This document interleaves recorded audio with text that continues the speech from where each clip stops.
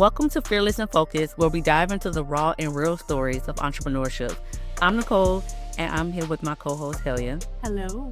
We're both entrepreneurs, and in each episode, we'll break down a different aspect of the entrepreneurial journey.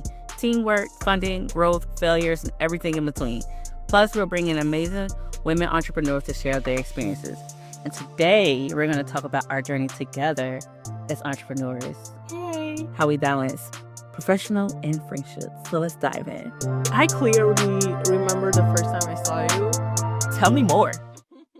It was like one of the most important days of my life. I came here to US a day before and I had to start my master's. So I just came to the university for the orientation for new students and I met you there.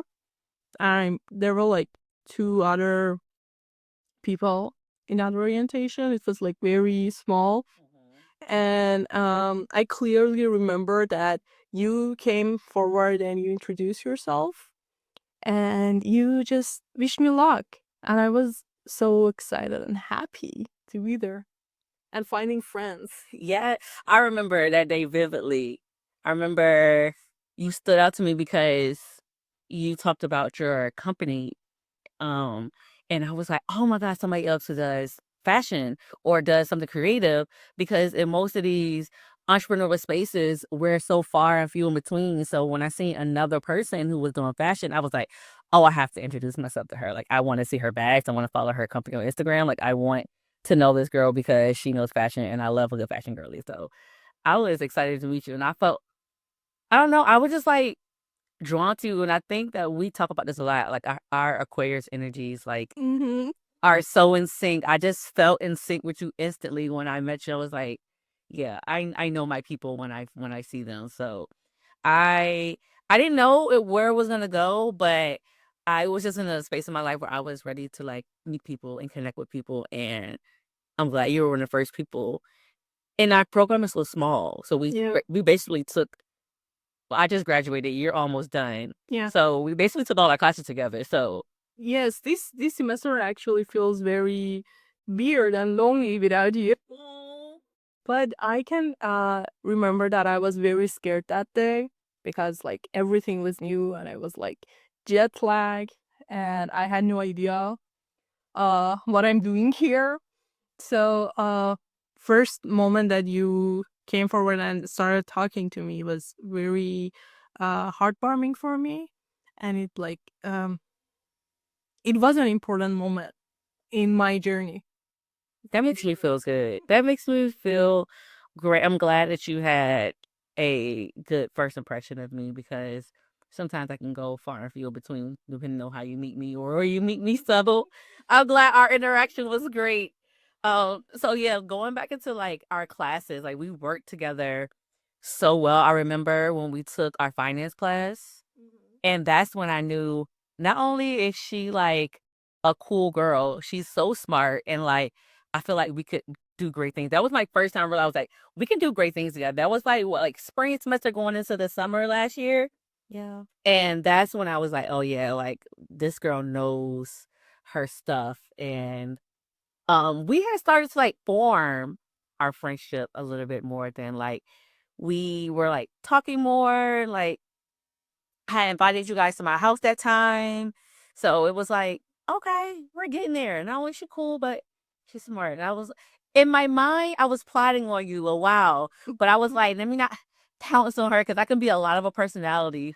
So I was just, scoping the scene, but I kind of knew like I needed you on my team. I knew from that class. Yeah, you are my best friend here, and the connection that we had from the very beginning is so valuable, and it just like happened, we clicked.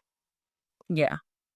Yeah. I fell in love with your, I know we talk about like your English a lot, and I fell in love with your accent. Like, I think your English is great.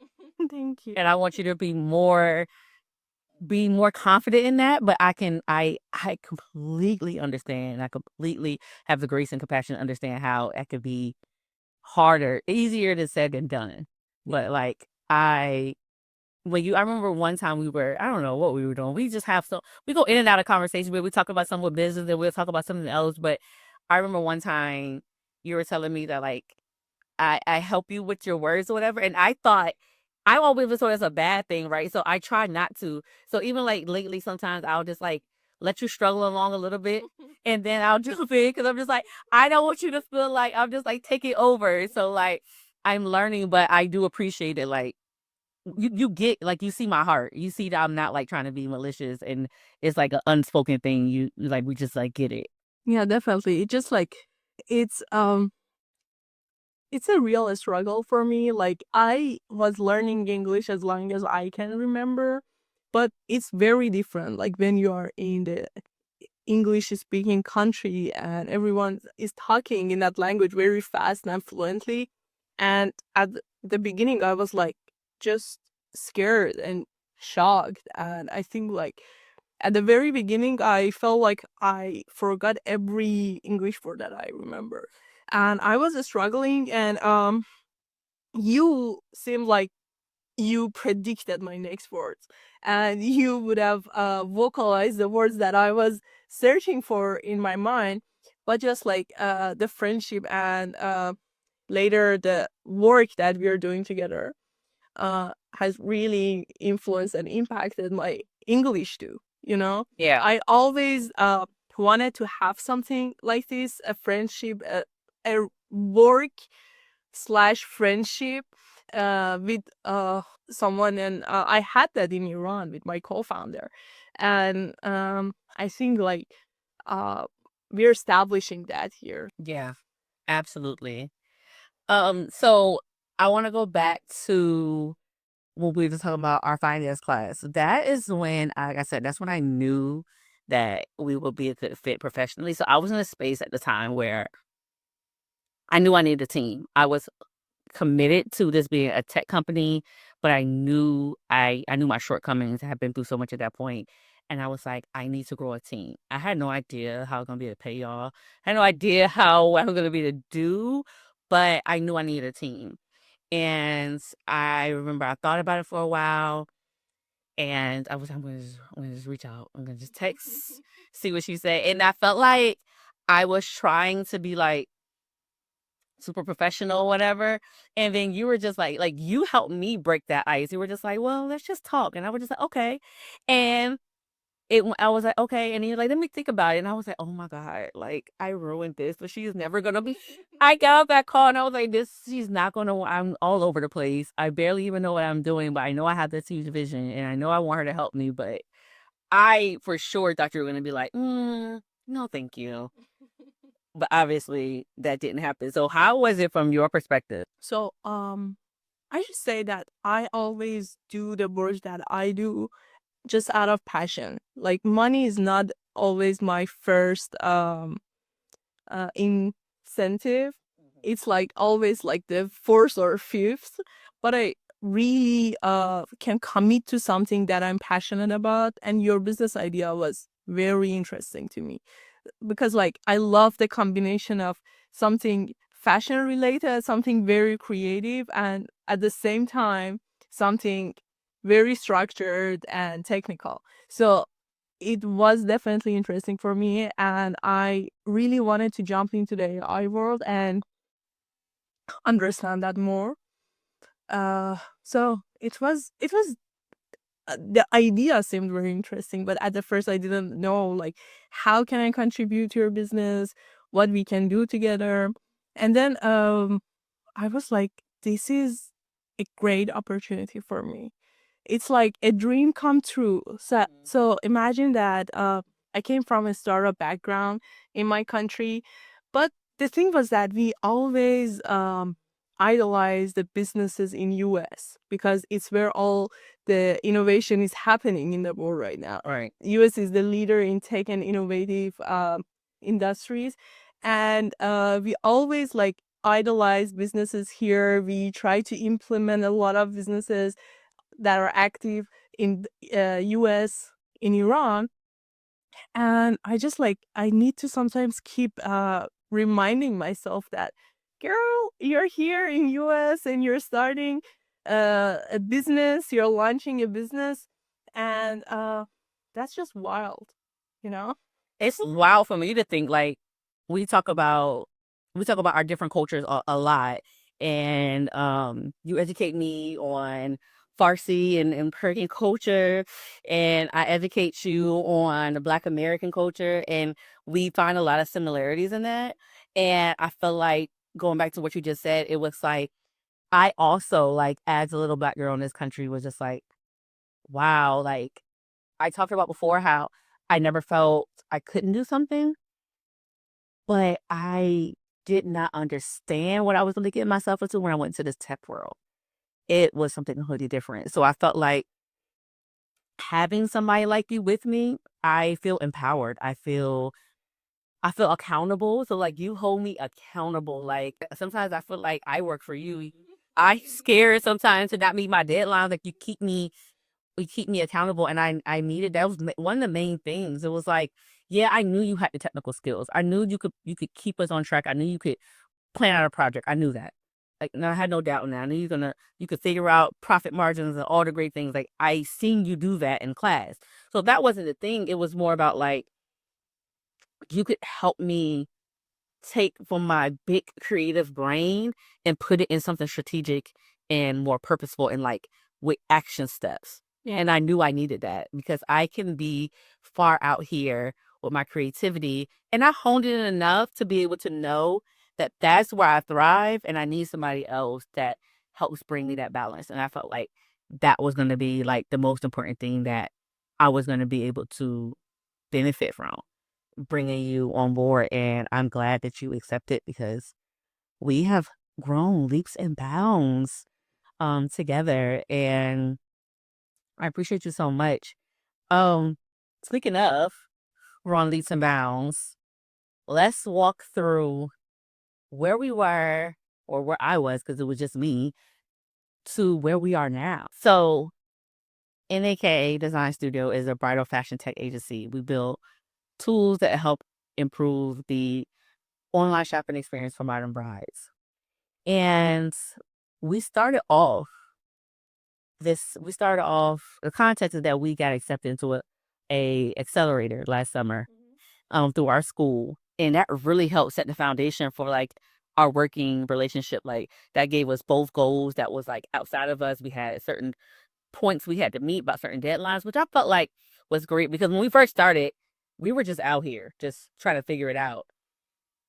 But that really helped set the foundation for our working relationship, I think because we had those goals, we had those deadlines, and we got into a cadence.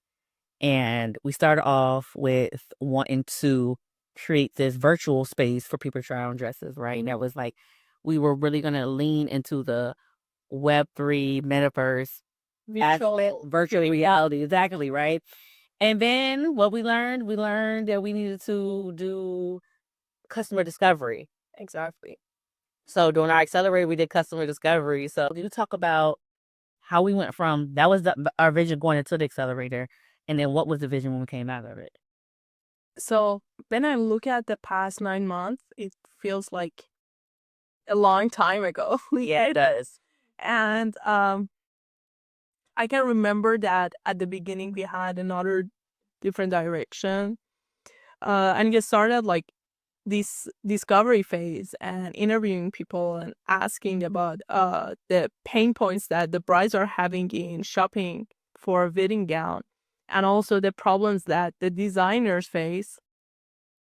And then we tried to create a value proposition that works for both sides. This is like um, a very database factual transition for the business model we had in mind. Yeah. And then like we actually changed the way that we wanted to monetize this business a couple of times until we reached the point that I think it was at least 3. Like I remember it was a couple different versions. We like had one, and then we thought like when we were leaning into the metaverse, and then we went into like a different marketplace idea, and then we end up settling on where we are now with like a closed marketplace concept. And I remember our exact meeting when we did that, and I was just like, "What are we getting from these interviews? Like, what's the conclusion?" And you were like, "They are the brides are overwhelmed." and they're not educated on what the process is. I remember you said that specifically. I said, okay, how can we solve that problem for them? Yeah. Right? Like, what can we do? Is our idea solving that problem? And at that time, it wasn't. It was like, no, this isn't. I came into the perspective like trying to solve their secondary problem, which is if they buying something online, how do they figure out what they're going to look like in it? Because from a bridal stylist, that was the problem I was running across. I was running into when it came to working with brides virtually. But you bringing up and you helping conclude all of our interviews and what the conclusion that you came to and how you figured out where they were helped me to come out of my bridal stylist seat and see, oh, their problem from my perspective is secondary because I was solving their first problem by hiring me. But when I took a step back and we looked at the data said this is still a problem. A lot of people don't have a Nicole to be their bridal stylist. How can we solve this most important step, this most important problem for brides? And which is crazy because our first consumer were designers. Yes. And we switched completely to brides being our main customer. And now designers are more like a partner to this business. Exactly. Yeah. So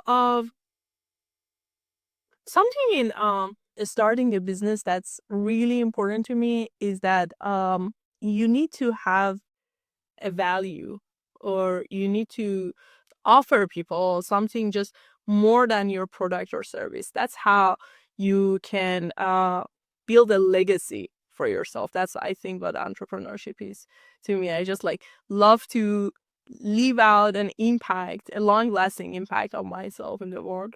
And I just thought that that virtual fitting room didn't have the value proposition that we needed for this business. And I just like, I knew something is off. I didn't know what's the real problem here. Right. So I remember that after we like made decisions about a lot of things, I came on to one of the meetings and I was like, I'm so sorry, but I'm gonna say a lot of things today that's gonna change everything. And you were like, oh no, what's going on? So I was open to hearing. I just didn't know where we were gonna go, and I'm just like, okay, like if that's what the data is saying, that's what the data is saying, and I was not committed to one particular way. I was just wanting to be committed to what was most likely going to work, and that's what I feel like that accelerator taught us is one, capitalize on opportunity. So I applied for that accelerator the same day I applied for the University System of Maryland's launch fund, and I ended up getting both of them. And I did it while I was in a class and finishing a PowerPoint presented first, so I could apply for those while we were in couple before class ended because they were due that night. And what I learned from that first thing was it doesn't matter. Like it doesn't matter if you are the last person to apply or the first person to apply. Just make sure you apply. Like you're gonna miss all the shots you don't take. And I know it's very cliche, but it's so true. I just felt empowered to just try everything. And I'm getting both of those. So that was the one thing. And then the second thing was like that accelerator helped shape how I decided I wanted to lead this company. It really put me in this leadership position to where like, social media people always want to say they're CEOs. It's like, no, you're not. You have a business and that's fine, but you're not building a board. Like you work for yourself. And again, that's fine. That's just not what you are. And like you have to shift your mindset to how you really want to lead people. And that was for my first real experience, like actually doing that in application. Everything has been in theory. Like I had leadership in the military, leadership in almost everything I've done, like always stood out as a leader. But really working with you where I feel like we have that good balance to where you're going to tell me what I need to hear. You're going to tell me the hard truths. But in the day, you let it be known, like, you need to make a decision. I've given you the information. You need to make a choice. And you're not wrong. I had to make some tough choices. And I had to learn, like, if I wanna stand on this soapbox and yell to the world that I'm this businesswoman, I gotta make those choices. And you pushed me to make a lot of difficult choices. Some of them that literally brought me to tears, but like it needs to happen. No, like it needed to happen. Like you weren't wrong about it. It's like so there's like it built trust. Like I trust you. That was quite a journey. Exactly. But I think like data helps us a lot in this process because after doing the discovery phase, we realized three things about brides. First of all, the whole process of buying a wedding dress was very time consuming. It took them months to just look for a dress and find the one that they feel comfortable in and they liked it. And also, the second major problem that they had is that most people only go through the wedding gown shopping process once or twice in their lives. So they need to educate themselves of what kind of a wedding dress they need to buy. And most of the times, they regretted their decisions after the wedding day because there was always something off. Like either the train was too long for their beach wedding or the fabrics were too hot for their summer wedding or something else didn't work. Or they couldn't get the dress they actually wanted enough time for their wedding, so they had to go with the other choice, and then they had no idea how sizing worked or what. It was some type of major concession they had to make in order to make the choice that was necessary for their wedding, and that was something that they weren't prepared to do because nobody knows. Nobody's shopping for a gown until you're shopping for a gown. So yeah, we talk about it all the time. Where I'm like, the example I gave you guys when I was like spinning you up on like bridal and wedding culture, right? It was like you have years of practice shopping for jeans, no matter what type of jeans that you know will look good on your body, you know makes you feel good. You have years of experience. That's not the case. You have very limited experience when you're going through the bridal shopping experience, and you don't have a lot of time to make decisions. And you also feel that pressure that you need to choose the dress that works for you. That just like it's a stressful. And alongside with everything else you need to plan and prepare for your wedding day. Exactly. So going back to the original point is like data really helped because every time you presented something to me that that resulted in me having to make a decision, a tough decision at that, you always presented it with data. And I feel like that is what helps keep our professional relationship professional and where it doesn't affect our personal relationship. And I also feel like because we both have a good balance, like a good understanding of like when it's time to work, it's time to work. Right? We come, we get the work done. And then when you met me in the city, we went to the coffee shop, got work done, and then we went business shopping, right? Like we both love the shop, we like the business shop. So it's like we know when it's time to work, when it's not time to work. And I think that is the major thing that I feel like people miss when they blend the two worlds. I think they want to bring people on their journey, but they don't place the right people in the right positions, and people don't hold the same values when it comes to professional spaces, and things go to hell in the handbasket. Something that really captured my attention here was that after we found this data and we understood what are the real problems for brides and also designers, because designers also had difficulties finding their customers. Designers are creative people that they should focus more on designing. And that really had you tap it into your marketing side. You really got your marketing bags when it came to that. Yeah, yeah. Go, Yeah. keep going. So like they always had problem of like they needed to educate because they are usually our target audience are small designers, independent designers, and it kind of like was their main problem that because they didn't have enough resources to hire professionals for their marketing and sales. They had to educate themselves to do all of those things together, and it's not who they are. Not everyone should be a marketing expert or a social media expert or a content creator. So we also wanted to make this whole process easier for the designers as well. That's the value proposition we wanted to give both sides. We are helping both of these sides to match together, Right. and that's something that I always talk about, that I think what we are doing here is much bigger, and we are revolutionizing the searching phase of a shopping. It doesn't matter if it's about wedding gowns or you want to buy, let's say, like a camping. Right. Because it's like at the end of the day, this technology can be industry ambiguous. Like Exactly. Or just like you want to get a plane ticket to California, and the previous filtering systems are not just sufficient enough anymore. You know that you want to travel. You know what time works best for you, but it's still there are like 100 different flight options out there, and it just sometimes so overwhelming. I cancel it, travel itinerary completely because I just don't want to go through that process of searching for something that actually works for me. And in this modern world that AI is leading, it just like ridiculous that I have to spend this amount of time to just search for something that I need. I think like at this time in the world, we are facing with too many options that make the decision making process very hard for individuals and overwhelming. very overwhelming. Obviously, we could talk about this all day, right?